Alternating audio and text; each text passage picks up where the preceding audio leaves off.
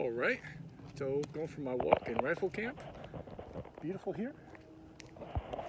Just finished in the woods for it. Gonna walk back to my car. But it got me thinking, because I'm still dealing with a little bit of knee pain, and it got me thinking about knee pain, obviously.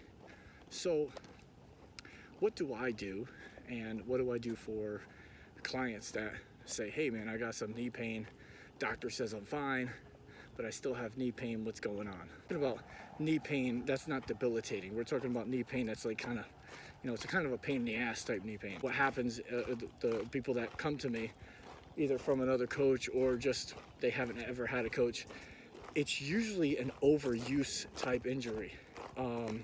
It's like wear and tear. So what'll happen is they usually are very quad dominant, and that's because Raw is super popular now, and people have a closer stance. They, the knees kind of drift forward, and there's nothing wrong with being more quad dominant.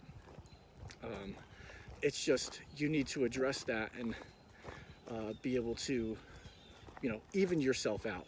So what I see personally in people is their training is they very rarely have anywhere near enough hamstring work or calf work in their training, and they never ever stretch their quads.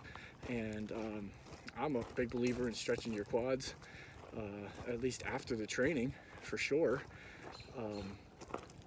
They do squat after squat after squat, different variations, and then they might do one hamstring exercise for like 3 sets of 10. And it's a little outrageous, to say the least. So deadlifts are not going to cut it. You need to hammer your hamstrings in order to have a healthy knee if you're going to be a very quad dominant lifter. Another thing that I've seen is quite the opposite. People that come to me for general fitness, they actually have knee pain because they don't do enough movement at all. Their knees hurt because they're simply just not strong enough to move their own bodies around, and they're weak, so they're unstable. I start from square one with them, or before that, I start from -10 with them.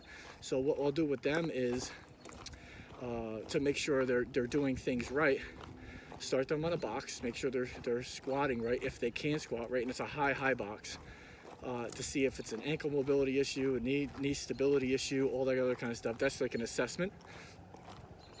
Other than that, I'll start them on incline walks backwards. That helps build up all the strength around the knee, all the muscles around the knee. Have them doing some hamstring curls, maybe with some bands. We're talking about people that have never done anything physical in their life. So you got to really start them light and easy. Work them up, build the work capacity up, build all this kind of stuff up slow. You can't just throw them into squats, right? Because they have no idea how to do it. And then once you kind of give them a little bit of a work capacity through the uphill walks or backward uphill walks and hamstring curls and body weight movements, then you could start to give them maybe some goblet squats with lightweight, just to reinforce that upright torso, make everything solid, make sure they're using the right muscles to keep everything tight, and again, keep the box at a reasonable height for them. And you can always work depth lower and lower as the weeks go on. They don't need to hit depth.